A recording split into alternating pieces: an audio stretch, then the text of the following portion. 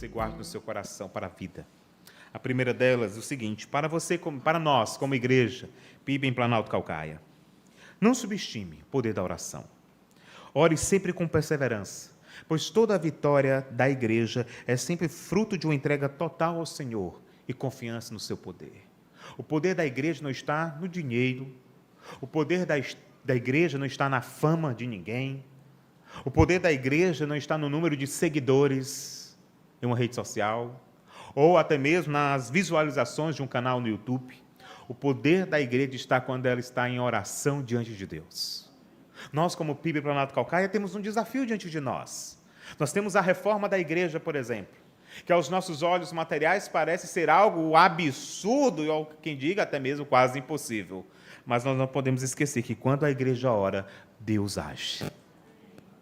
Se nós orarmos, nós vamos ver grandes coisas acontecendo na vida da igreja. Se nós orarmos mais, nós vamos presenciar milagres do Senhor diante de nós. Nós oramos tão pouco e Deus já faz tanto. Imagina se nós orássemos mais, os céus se abririam sobre nós e nós veríamos os anjos de Deus agindo em nosso favor de forma extraordinária. Sabe, irmãos, esse texto é um chamado para que eu e você sejamos uma igreja que ora, que se debruça diante do Senhor. Para você, como um crente, uma mensagem pessoal: diante das provações e das lutas, a sua primeira atitude não deve ser procurar alguém para desabafar. Tem muitas pessoas que, na hora da angústia ou da tribulação, a primeira coisa que faz é para uma rede social postar algo que faz referência ao seu sofrimento, porque ele busca alguém que, de certa forma, abajule o seu ego ferido.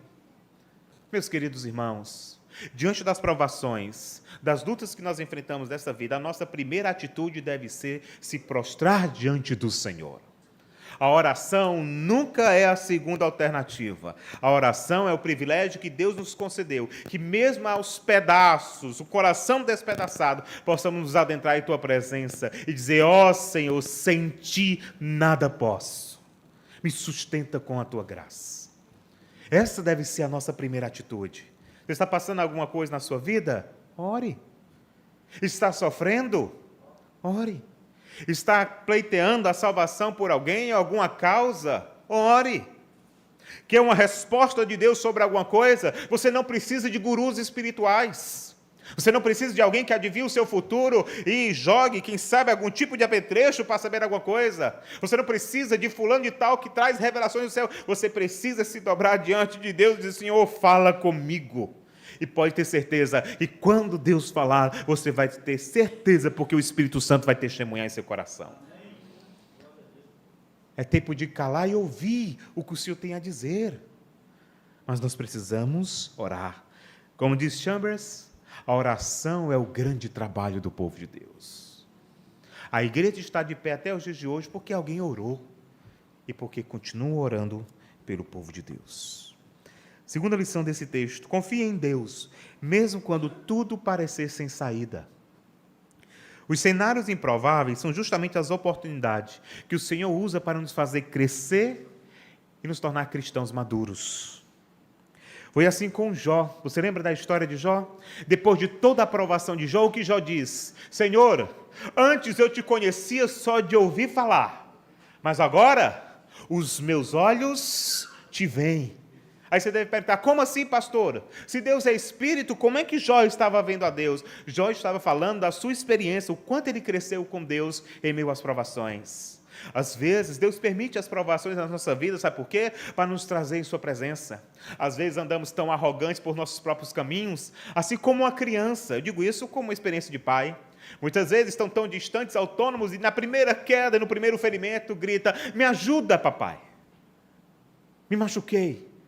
A mesma coisa são as provações e as tribulações dessa vida. Muitas vezes Deus nos permite, sim, passar provações, fases difíceis, que, na verdade, quebrantam-nos, esmiuçam o nosso coração, e nós nos encontramos aos cacos. Mas isso nunca é prova de que Deus te abandonou. É a prova de que Deus está dizendo: vem para mim, volta-te para mim, aos cacos, mas sim, volta para mim, porque eu sou poderoso para restaurá-lo. As provações, para nós, nunca é motivo de destruição, As provações, para nós, é o cenário perfeito para a restauração, para Deus agir em nosso favor. Sabe, irmãos, quando eu olho a minha experiência como crente, assim como a sua, por tudo que eu já passei com as minhas filhas, com a minha família, eu percebo que só cheguei onde cheguei, ou estou onde estou, por causa da graça de Deus. Não por mérito próprio, não por algo que eu tenha feito, mas pelo fato de que Deus é poderoso para sustentar quando nós oramos. As coisas podem até parecer tardias, e dizer, pastor, quanto mais eu oro, mais coisas acontecem. Quanto mais eu peço a Deus, parece que mais distante está a bênção. Entenda que maior do que a bênção é a experiência de estar diante do abençoador. É por isso que Deus muitas vezes permite provações em nossa vida, para que entendamos que maior do que a resposta das orações é o processo do quebrantamento em oração. E que Ele é e sempre será a maior riqueza da igreja. É Ele. Simplesmente, meu querido irmão, ore. Pastor, não tenho palavras, ore com lágrimas. Pastor, não tenho mais nem lágrima, ore com silêncio. Mas não deixe de orar. Terceira lição. Devemos sondar constantemente as inclinações do nosso coração.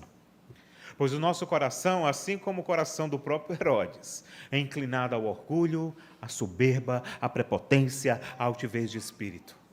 Quando se falta um coração que ama o Senhor, sobra o ego. E muitas vezes o ego inflamado. Sabe, irmãos? Sabe qual é a melhor forma de mortificar o nosso ego?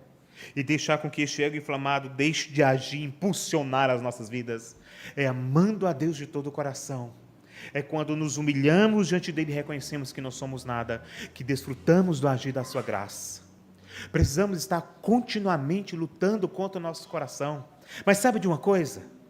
Quando eu falo que precisamos analisar o nosso coração para não nos veredarmos pelo caminho da soberba, eu não estou falando apenas da arrogância da relação entre irmãos ou entre pessoas, de achar que você é melhor do que o outro. Eu estou falando da arrogância, muitas vezes, você achar que você pode fazer muitas coisas sem Deus. Esse é o pior tipo de arrogância, é achar que podemos viver esta vida sem Ele. Esse foi o grande erro de Herodes, de achar que tudo aquilo que estava acontecendo com ele é porque ele era pomposo demais. E ele morreu comido por bichos. Precisamos entender, e quando nos humilhamos na presença de Deus, quando demonstramos a nossa fraqueza, é que somos fortes. É quando você está por baixo da mão de Deus, e você está por cima. É quando você abre mão das suas vontades, que você vive o melhor de Deus na sua vida. O discurso lá fora é, você nasceu para ser cabeça, você nasceu para estar no topo. E eu digo para você esta manhã, você nasceu para estar debaixo das mãos do Senhor. Você nasceu para estar na casa do oleiro.